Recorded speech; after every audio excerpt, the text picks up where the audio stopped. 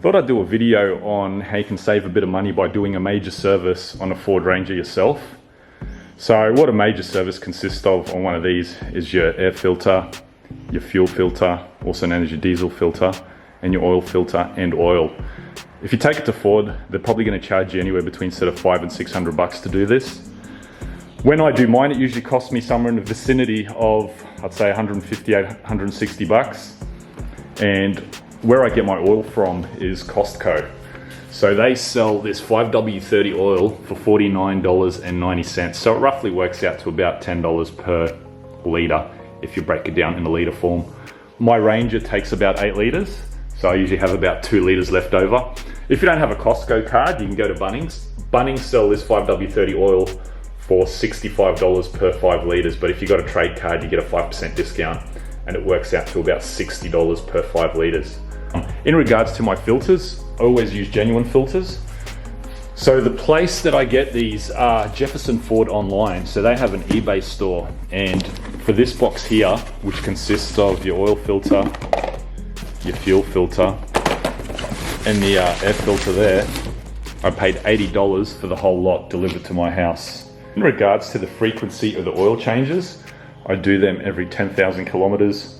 With the air filter, I do that every 20,000 kilometers. The diesel filter I do at 20. The oil filter I do when I do the oil, which is every 10,000 kilometers. So first up, with your air filter, this is probably, ooh, lights out. Yeah, this clip back here, just pull it back, unclips. You got 3 clips that hold the actual cover of the air filter box on. One there, one there, one there. This just lifts straight out. There we have the air filter element.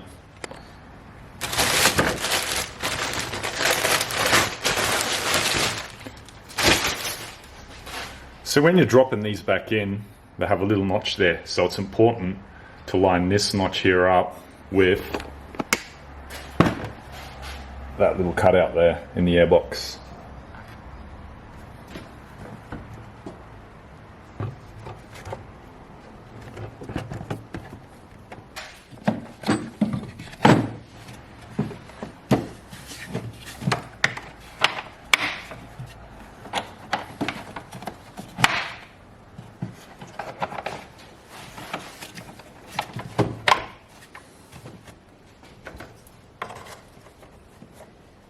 And that is the air filter done. For the diesel filter, I use a little pick like that. What you do is come in from the back there, just slowly lift it up like that. It doesn't take much effort, just you don't want to snap these because they're plastic. So you do the top ones first. Once you got the clips up, just give them a bit of a wriggle, and then they slide off like so. Well, they should slide back. There we go. So once you got those top 2 out of the way, you got another 2 down the bottom there. Same thing, just lever them up gently like that.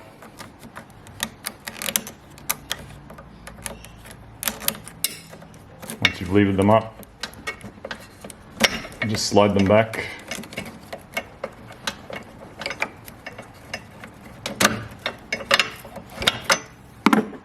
And also down here, you'll see there is a little plug right there. So just want to unplug that like so. Hopefully you saw that. And this thing here slides straight on out. Whenever I pull these out, I always like to give them just a bit of a clean, just to get all the dust and dirt and grime off them.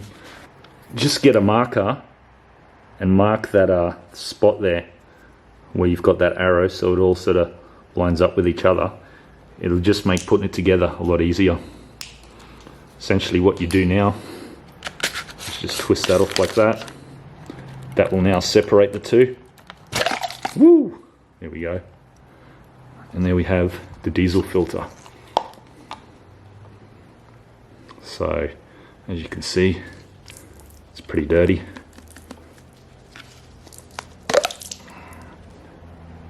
there we have it. Oh, looks like it's separated on me. There's the other half.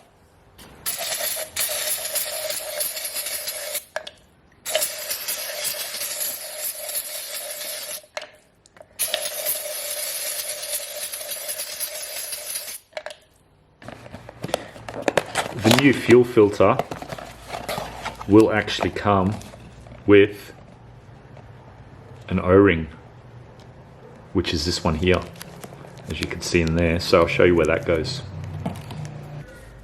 So this one here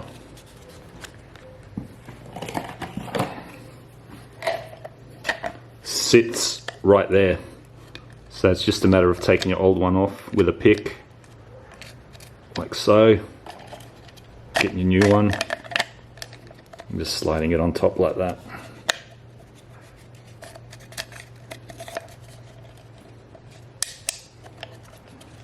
So then it's just a matter of putting your new filter into the housing. You'll see that it pops in there like that. Then you want to line up the two arrows like so, and then that there will begin to tighten up.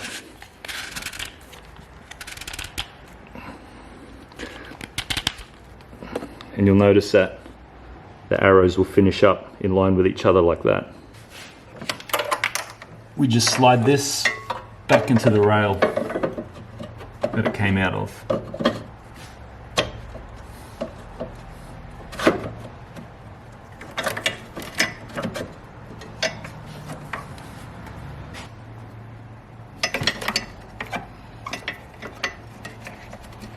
These plugs are pretty straightforward, exactly the same way that they were pulled out.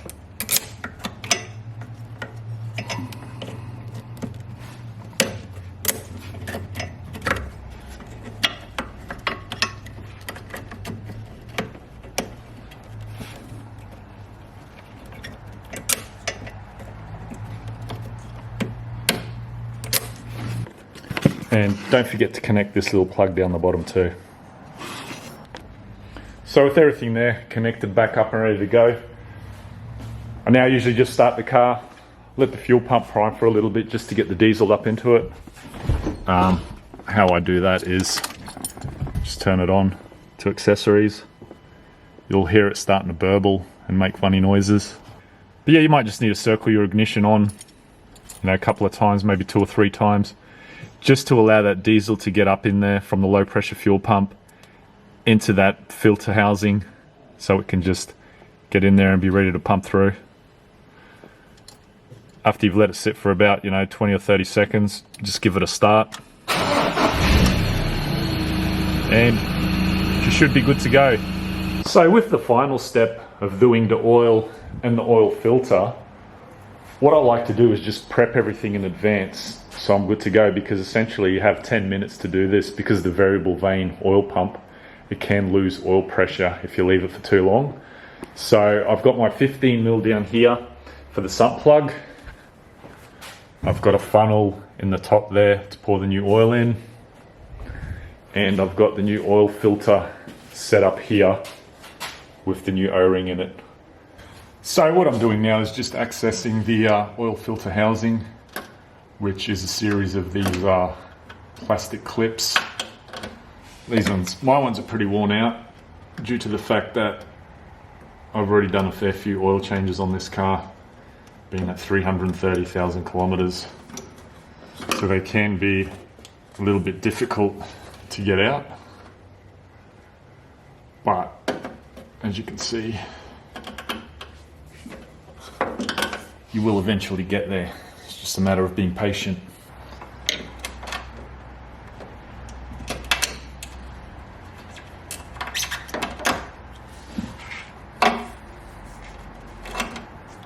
So it's just a matter of taking these top 2 out, and you can just fold that flap down like so. You don't have to take all of them out, which now reveals the oil filter housing, which is this thing here.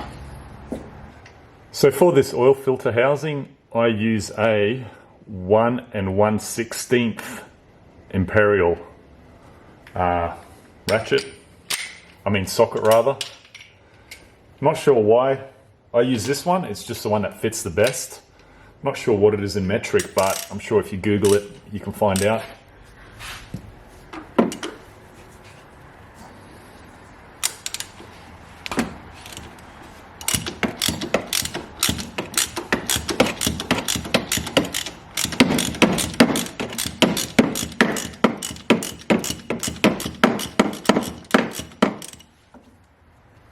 Just loosen that off.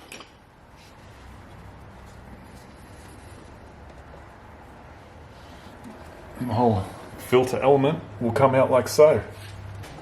So this thing will just pull straight out. As you can see, that's come out with it. All you do is just slide that out like so and just clip that back in. There you go, it's back in there.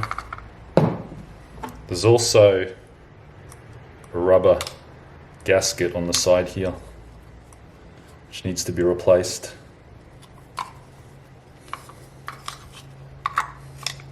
You can see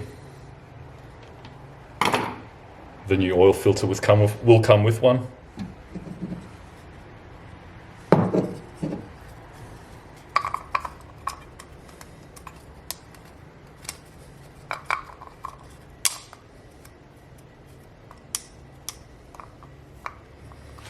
Once that's on, just grab a new oil filter. There's no real up or down. I usually just put the lettering up the top like that. Just make sure it's in there firmly. Essentially, you're good to go.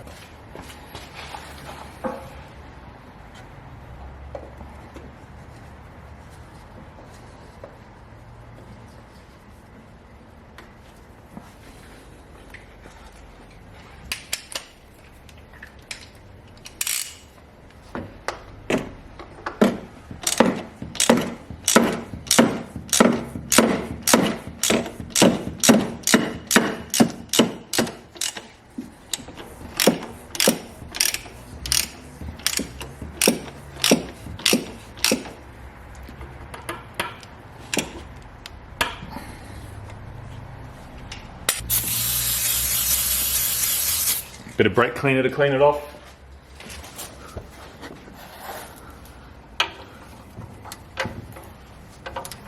$13mm for the sump.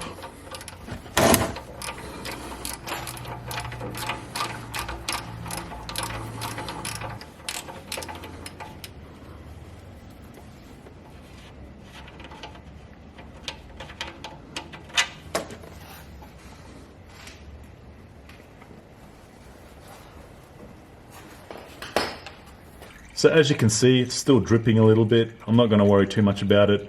You know, we're working with a time constraint here, so best off just to tighten that back up and go and refill it and start it up.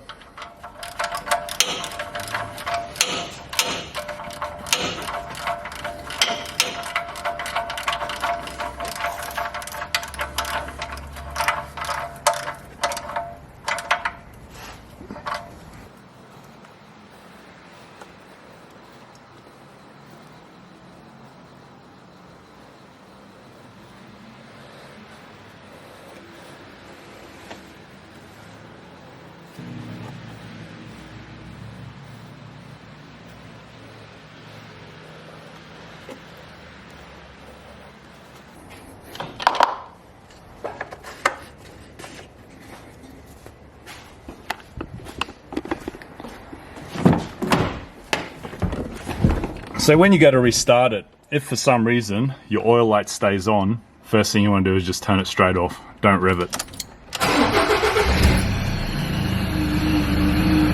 Oil light has disappeared, so we're all good to go.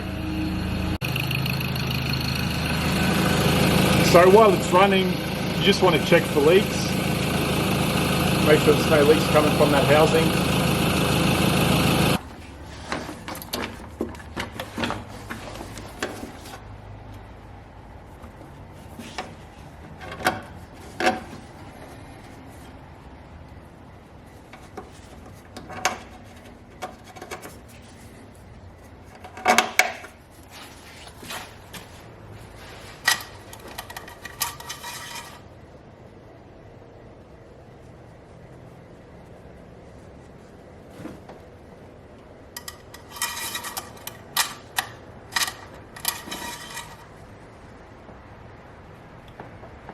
Good to go.